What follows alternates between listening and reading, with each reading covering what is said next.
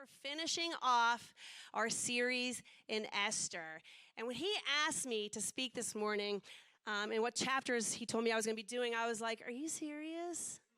I'm like, you get the fun stuff, like Esther, she gets to go to the palace, and Mordecai tells her, she's got to go before the king, and there's Mordecai's plots and his assassination. Like, that's all the fun stuff, and I get, like, a war, a decree, and a letter? Like, really? But the more I started researching, the more I started studying, I realized that the significance behind everything that was happening at this point, the hand of God that was moving everything at this point, was all to prepare for what was about to happen next. So to bring you up to speed, we know the last 4 weeks that we mentioned, God's hand was in everything. His providence was manifested every part of this book. There were many just so happens. There was Esther just so happened out of 25,000 women to be chosen to be queen, and she was a Jew. Mordecai just so happened to be at the right place at the right time to hear a plot that was going to go against the king. In the night the king just so happened can't sleep and has to have the royal records read to him, Mordecai's name is brought up that he was unrewarded. There's so many just so happens. Have you ever had a just so happen in your life? I had a just so happen not that long ago in November. I had to get a job. Did I want this job? No, I absolutely did not want this job. Did I do everything in my power not to get this job? I did. I begged. I pleaded. God, please do whatever you have to do for me not to get this job. And I got the job. And I even wanted to literally not go to the interview. Like, they interviewed me a time, and I made up every excuse in the book. Like, I don't think you really want to interview me because this, and this. And they were like, no, you're okay. And I even took it out of the calendar, and Jason was like, Terry, why did you put that out of the calendar? Anyway, so I go to the interview, I get the job, and what I thought was going to be a job just to get me by was it just so happened. He just so happened to put me in a room with a young lady that had such a horrible home life, who had a dad who she said he was a man of God, had a mom who took her to church sometimes and had all these strict rules, and all of a sudden just left everything and started getting into mediums and going to see fortune tellers. And she literally said to me, Terry, I don't know what it is, but you were brought to me at this time. I just so happened to be put into other people's rooms that I'd be able to be a good minister. I'd be able to show light to the dark.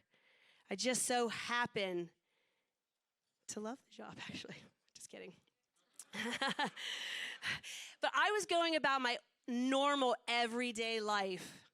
And God was working behind the scenes and still is working behind the scenes, not only to the benefit financially for us, but for the lives that he wants to touch as I'm there.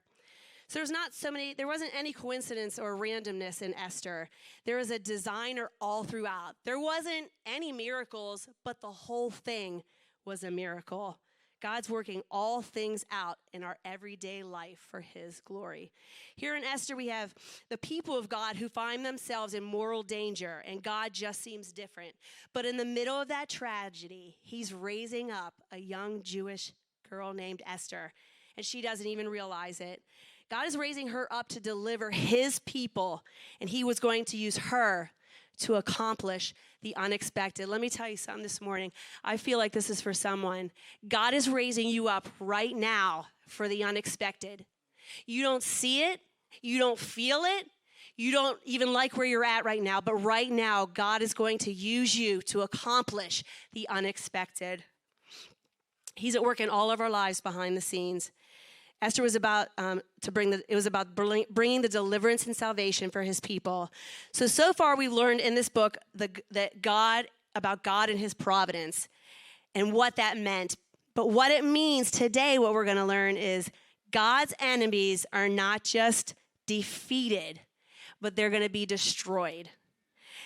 Today's title is Radical Reversals. Esther's a story about reversals. Dr. Dippold started talking about it last week, and he said something about reversals. I was like, oh no. He's saying my sermon reversals. It's about reversals. And it just brought us to where we are at today, and I loved it. Vashti was divorced for not coming to the king when he called, but Esther was rewarded for coming to the king when she wasn't called. Esther was orphaned, but God used her to save not only the kids, but the parents of his people. Haman built the gallows to hang Mordecai, but Mordecai lived and Haman was killed on the gallows. Mordecai, a guy pretty much on death row, became the prime minister of Persia. Esther had to hide her identity of being Jewish to the king, but by the end, they were feared, the Jews were feared, and many people actually became Jewish in the whole thing. Over and over, the book of Esther, what the enemy meant for bad, God turned it for good. The book of Esther gives us just a glimpse of the beauty of reversals and redemption.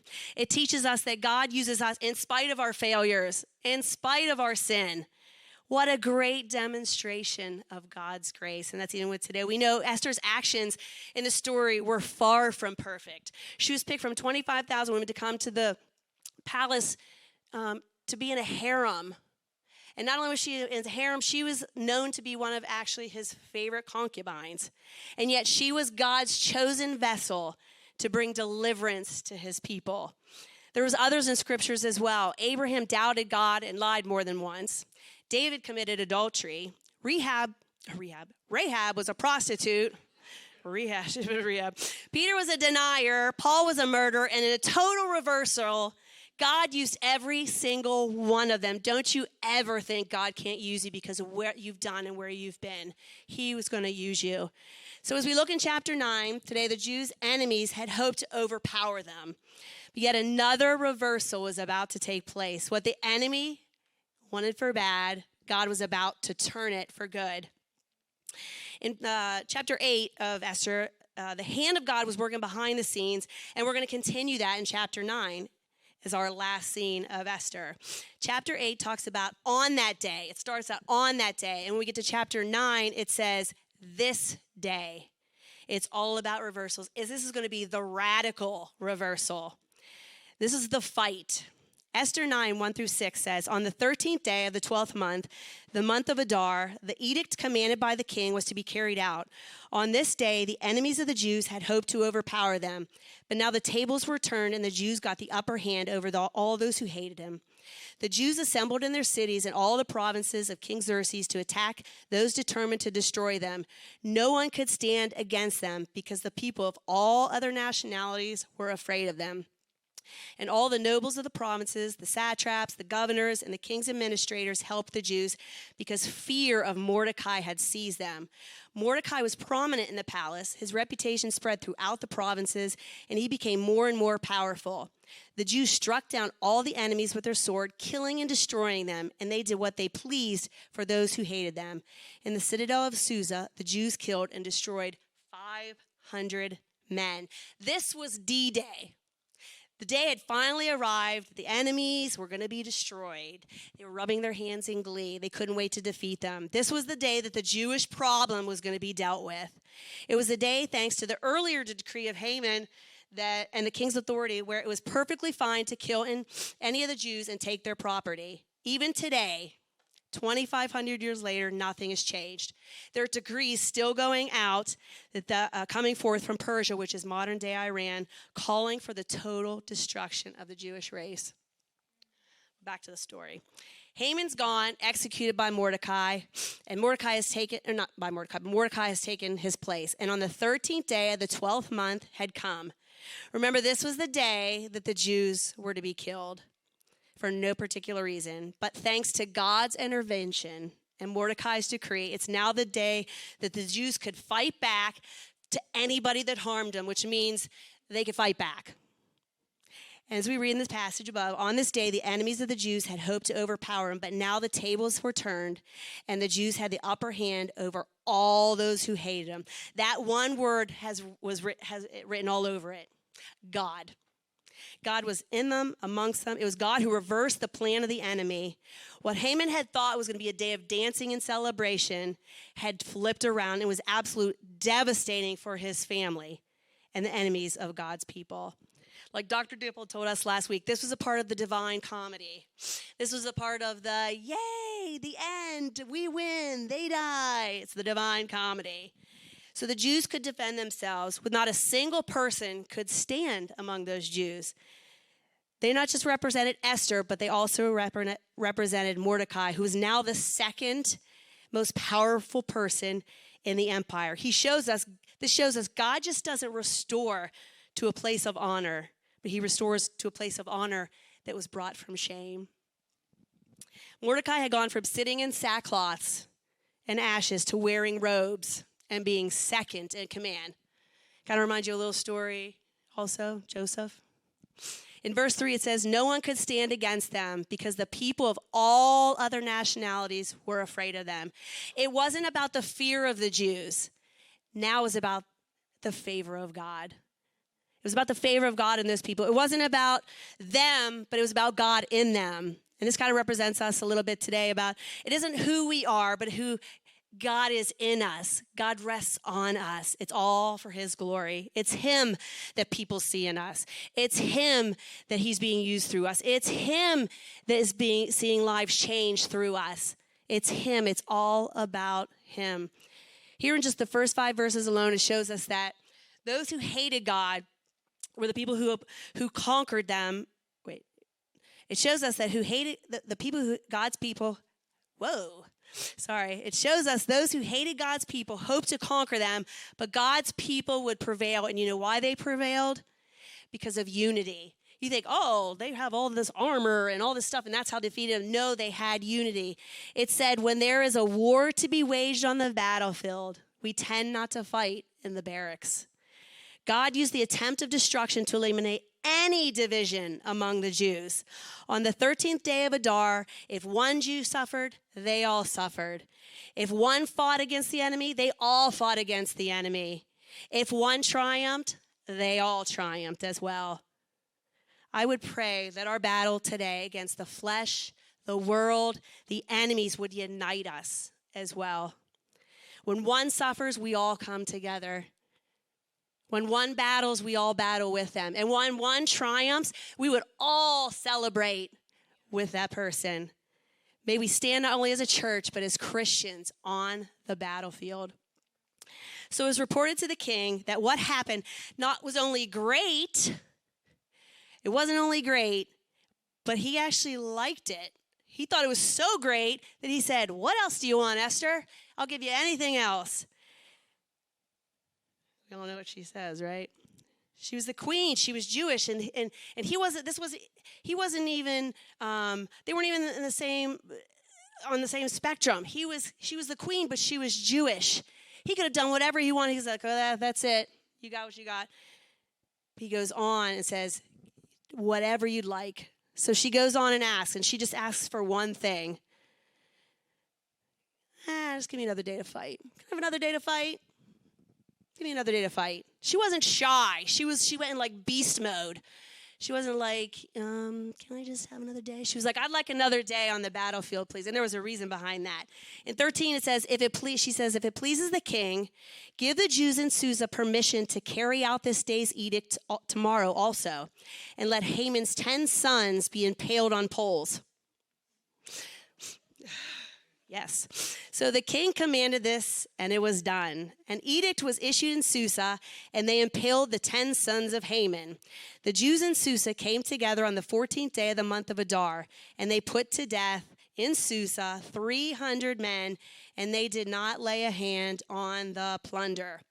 Why would Esther want another day? It says it could have been because she thought there was going to be actually more men that were actually going to carry out the edict. She knew something was up. But she was making a very clear statement that they needed to get rid of the rest of Haman's family. Why? Why was she so cruel? Another day? Did she show that much love, or that much lack of love for her enemies? Was she actually displaying other things? No, she was actually displaying the same principles so often found in Joshua. She would not settle for less than total victory.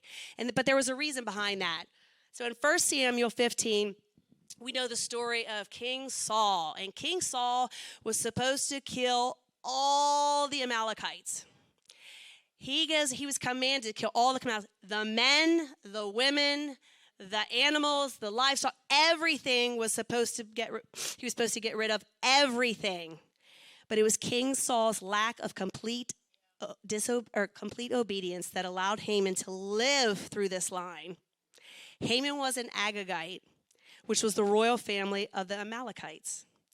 And now that these people who were plotting against God's people existed, Haman was here. Saul did not obey God by eliminating these enemies of God's people. It's noted that Saul ignored God's command. We don't know if it was out of insecurity, he wanted to be puffed up, but he ignored God's command to execute full extent of God's judgment against the Amalekites. And now later, the descendants, Esther and Mordecai, had to come in and clean up Saul's mess. They had to get rid of everybody. This was the people of God executing the judgment of God on the enemies of God. 3 times in Esther 9, the author points out that not only did they defeat the enemy, but the Jews had the opportunity actually to plunder. They could actually take all their stuff, but they didn't. It was about preservation, not advancement. It was about punishment, not plunder. God had defeated the enemy. It wasn't Esther or Mordecai who had the power position to deliver it alone. He is the one that came in. He is the one that did it. Neither aspired to the role, and neither of them perhaps were even qualified for it. But God gave them favor and chose them for such a time as this. Could you imagine the Mordecai knowing, but Esther, this little, not even godly at that time, this woman coming in and seeing all this unfold. We see it was the hand of God had his hand through the whole entire thing, but I think Esther knew. I think Esther knew what was up. So we have the fight. Now it's the feast. There are times in life when we like to celebrate, right? So we have like a little wedding coming up in about 3 weeks. Our Joshua and Megan are getting ready to get married, and we're getting ready to celebrate them. We're going to have a blast. We're going to have so much fun, and it's going to be a time of celebration and a time to remember. I bet you will remember everything about that day. It's a day we'll surely remember. The Jews decided to have a permanent celebration. So all the enemies were defeated by Mordecai was put into place. A constant theme throughout Scripture is the importance of pausing to remember all God has done in the works in our lives. The Old Testament emphasizes the importance of this. We have the Passover. We have the Feast of Tabernacles. So now we have this. It was a time of relief. Have you ever had a time, students, college students, high school students, you ever had a time where you took your last final? You're getting ready to go home for Christmas. You take that last final, and you just walk out of that classroom, and you're like, whoo, I'm done. A time of celebration. Let's go. When my kids were in high school, I cannot wait for them to be done for Christmas break. A time away from school, a time away from everything involved with school. It was a time just to relax, have relief, and have some fun. So they did this. It's Christmas break, and we're having a blast, and then they got to go back to school. But after the battle, God's people had some relief from the enemies, and that wasn't in the rejoicing of the death of their enemy, but it was in the deliverance that had come. Can you picture it? I like to picture it.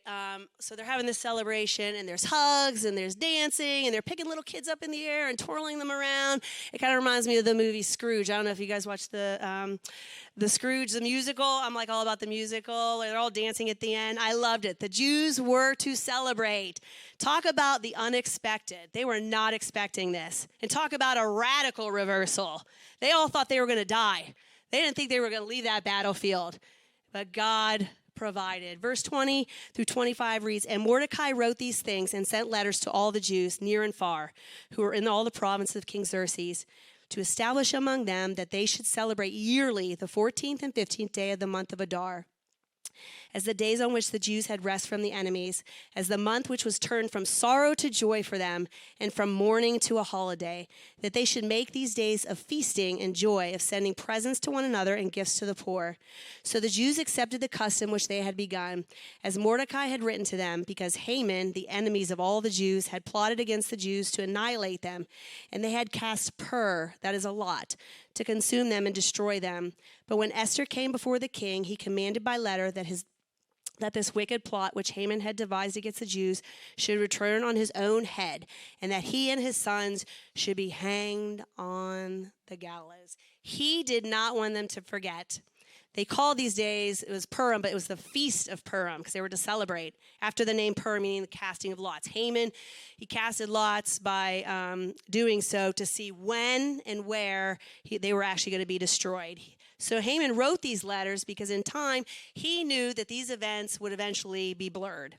They celebrated the day after the battle because it was the day that death had come and had gone. They were still standing. The very day Haman chose for the Jews to die was the very day God chose to save them. The day of destruction had to become the day of deliverance. Mordecai wanted to be called a call to remember. I think he knew that we were going to just forget. Even back in scripture time, we had a tendency to forget. The Israelites going into the desert, whining, complaining, wanted to go back, and they would rather be slaves again because we have a tendency to forget all God has done in and through our lives. Esther and Mordecai did not want those in the next generation and the generation to come to ever forget God's deliverance. So they therefore instituted Purim as a yearly reminder to observe and to celebrate. They were supposed to take this very seriously. They were supposed to take this just as seriously as they did fasting and lamenting. So he really focused on the celebrating. The Psalms says in 78:4, we will not hide them from their children, but will tell a future generation the praiseworthy acts of the Lord, his mighty and wonderful works he has performed. It was time to celebrate. Relief from the Jews was not gained, it was given. This yearly reminder helped God's people to encourage to always remember the giver. We often forget the giver, don't we? Nothing helps us remember and rejoice more than the things we record. Nowadays, we put them on calendars and our phones. We talk about it. We have pictures on social media. That's how we remember. This is how they needed to remember. Mordecai, knowing this, wanted things written down as a daily reminder. There's a little bit of irony where the book of Esther begins and where it ends. In chapter 1, King Xerxes' counselor actually puts out a decree because he's saying he wants all the women to be able to stay in their house and in their place. And in the last chapter we have the book of Esther, a letter goes out to the entire empire with the king's own wife issuing the last command. Woohoo, women. Just kidding. Which brings us to chapter 10. To me, like I'm reading this last, and there's only 3 verses, and I'm like, oh gosh, what is in 3 verses? But it's like watching a movie. You find out actually who the characters are. Have you ever watched, like, Remember the Titans? The young ones probably never watched it, but Remember the Titans, at the end it talks about every single character, what they're doing now, what has happened to them. So this, to me, was like watching the credits of a movie. We have the greatness of Mordecai. It actually mirrors the first chapter because in the first chapter talks the greatness of Xerxes. And now we get to the last chapter and it talks about the greatness of Mordecai. In verse 3, it specifically says, Mordecai the Jew. Now it could have just said Mordecai and went on, but it says Mordecai the Jew because it was pointing out that these were the people who were set to be destroyed were now in a position of honor, where honor is due. Second is by the end of the book, King Xerxes had not changed. He had a front row seat to his wife doing, having God work through them and the life and through the life and wife of his people. He had a front row seat, but he stayed the same. He was a narcissist. He was materialistic. He was still a tyrant. And when I was reading it, I just kind of was like, wow. It's a hard truth because we ourselves sometimes have people in our life who have access to our lives and have a front row seat to all God is doing, and they still won't change. Last one was Esther. Oh, wait a minute. Esther wasn't even mentioned in chapter 10. The whole book's about Esther, but she's not even mentioned in chapter 10. There's absolutely no mention of her here. Some believe it isn't because it wasn't about her legacy. It wasn't about her. It was all about what God was doing and what he was going to do. She put her life on the line. She went from silent to savage. I like that. But in the end, it wasn't about her name. It was about God's. She could have easily said, hey, wait a minute. Like, hello, I became the queen. I helped here a little bit. Give me a little bit of credit here. But nothing. After everything she did, it mentions nothing. She was faithful, courageous, humble, knowledgeable, selfless, obedient, compassionate, patient, a woman of unity, and she was spiritually prepared. May we be spiritually prepared. If you guys could stand with me this morning. I love the book of Esther. To me, it isn't about, I am woman, hear me roar. Like that's what everybody likes to think when they're reading the book of Esther. It's not about that. It's not even about a woman who was used, not all about a woman who was used by God to save her people from annihilation. It shows us three important things in this book as I was reading it. One is God is in control. If you read it, it's everywhere in every single chapter. He's everywhere. Nothing was coincident. Everything that was left up to chance ultimately was under the sovereignty of God. Just as Esther, he was and is always working and moving in our life. He's orchestrating things that we don't even see to accomplish his purpose, which are to bring glory to him and honor and for the ultimate good. Those times you're struggling where I know I'm supposed to be here, like how I was. I know I'm supposed to be there. I don't want to be here, but I know I'm supposed to be here. No, God is going to use you for his ultimate good. Expect the unexpected. Second is God works through his people. Esther and Mordecai were far from imperfect, and so are you and I. God chose to work through imperfect, insignificant, sinful people. He wants to do that. He wants to do amazing things. He did amazing things through them. He wants to do amazing things through us. We have to willing to be a part. Esther could have sat back and said, nope, I'm just going to stay here in the palace. I'm one of the how many concubines here. I'm not going to do it. I'm just going to enjoy the pampered life. But she went and she did the unexpected. He wants to work in and through each and every one of us. And lastly, it's all about him. Whatever place or position God has put you in life, it's never meant to be about us. Sometimes I think we think that it's all about us. It has nothing to do with us. Everything in our lives should point ultimately to him. Will you trust him when you see nothing happening? Will you trust him that he knows what's best for you? Will you trust that God's agenda is always the relief and deliverance of his people? He doesn't want to harm. Will you trust his providence this morning? There's so many things in the book of Esther she could teach us. She had all these attributes, but she was willing. She was a willing vessel. That's all she was an open and willing vessel, not even knowing what she was doing, but she was willing to do whatever needed to be done to accomplish the impossible. Will you allow God to accomplish the impossible in your life this morning? Let's pray. Dear Heavenly Father, we're just willing vessels here this morning. I pray, God, that you would use us and use us mightily, Lord.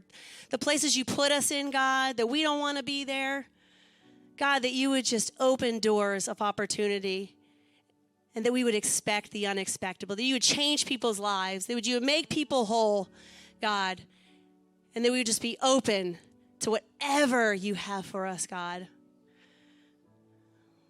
We love you this morning. As we stand in your presence with our hands lifted and our arms outstretched, God, would you just use us this morning? a sinful, insignificant people, that we would bring all glory and all honor to you. That whatever we do, we would point people to you, our sovereign God, in your precious, precious name. Amen.